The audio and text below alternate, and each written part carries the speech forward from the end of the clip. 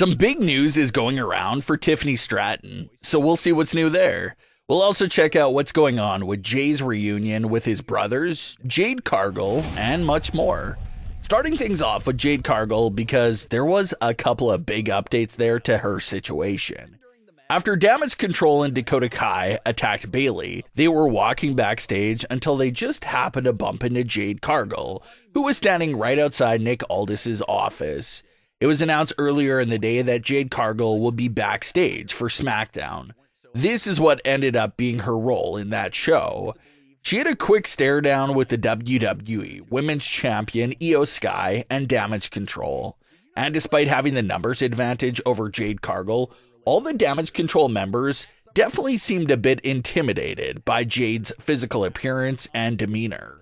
Luckily for Damage Control, Nick Aldis broke up the stare down and invited Jade into his office so they could continue their contract talks and negotiations.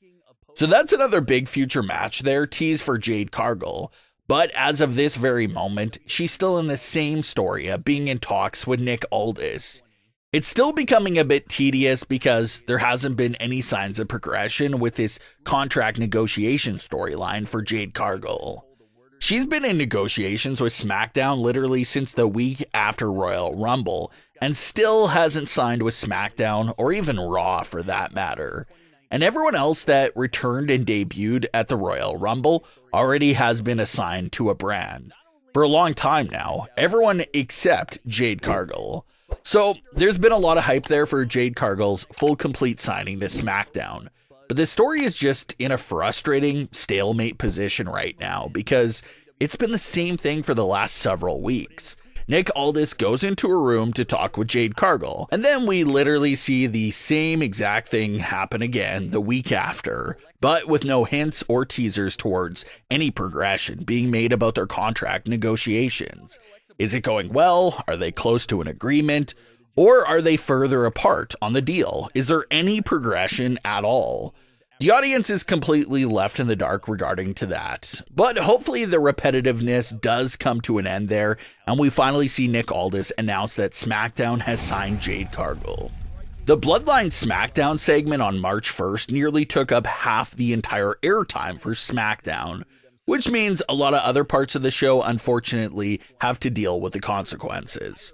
Reports did claim that the Bloodline segment did run overtime roughly by 10 minutes, and the one part of the show that got affected by the overtime run by the Bloodline the most was reportedly Tiffany Stratton versus Naomi. Naomi received no televised entrance at all, and Tiffany Stratton received barely half of a television entrance. It was also said that their match was set to go through 2 segments, but got cut down to 1 segment. Reports claim that the reason for the cuts had nothing to do with how WWE viewed the match or the talent, but it was strictly just because of time-related reasons. Which is important to know because usually when a superstar doesn't get their entrance shown on television, it's a sign that they're not really taken that serious by the company and are most of the time just enhancement talent or a match that's not of any real significance. So it's good to know that that wasn't the case here with Naomi versus Tiffany Stratton. It only happened like that because of time being pressed.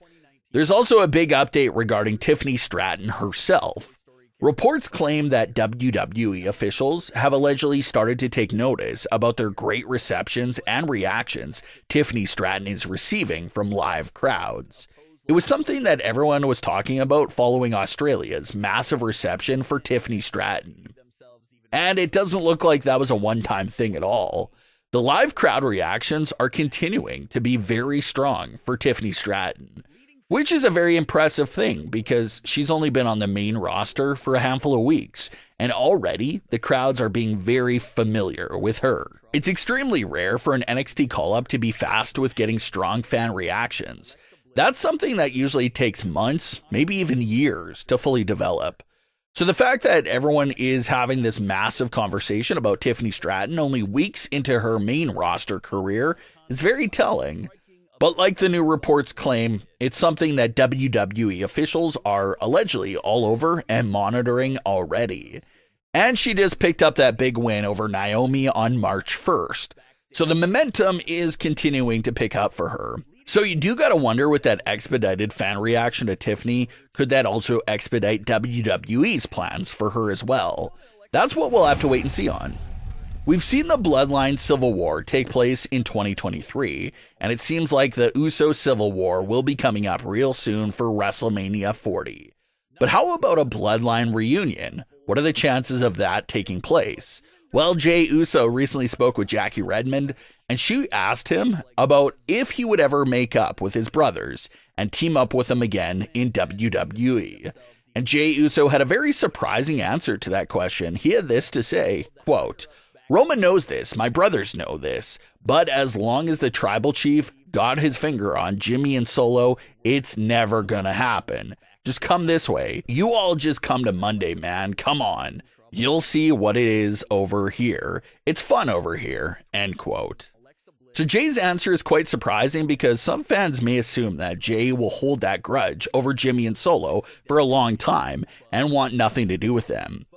But Jey's answer definitely seems to indicate that he would be fast to forgive his brothers and reunite with them, but under one big condition, and that's the fact that he wants them to completely have nothing to do with Roman at all. If his family fully kicks out Roman Reigns and stops being brainwashed by him, then it looks like Jey Uso would easily entertain the conversation of reuniting with his brothers and reforming the Bloodline, just without Roman Reigns being the head of the snake. So it's definitely an interesting proposal for Jey's brothers. They will stay on the table and potentially stay in the back of their minds. Just fully leave Roman's side and you can earn Jey back into the family fold, and they're just bound to reunite down the line. You're not talking about longtime best friends or even cousins. You're talking about brothers. So eventually they'll make up and find a way to put everything under the bridge, especially once Roman is out of the Bloodline picture. And who knows what kind of success that trio of brothers could achieve. But until then, we'll still be seeing Jey Uso versus Jimmy Uso take place in the meantime. And a lot of fans are extremely hyped for that feud, and to see what a Jimmy versus Jey match would look like for the very first time in history. We've seen them give us teasers of the brothers going at it with the Royal Rumble match and several other run-ins with each other in recent months. But to see that full match take place will definitely be a special moment to witness. So, very big things are still ahead for Jimmy Uso, Jey Uso, and Solo Sikoa either way.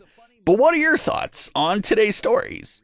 Leave your comments below. Don't forget to subscribe with all notifications on, and leave a like if you enjoyed. Thanks for watching, guys.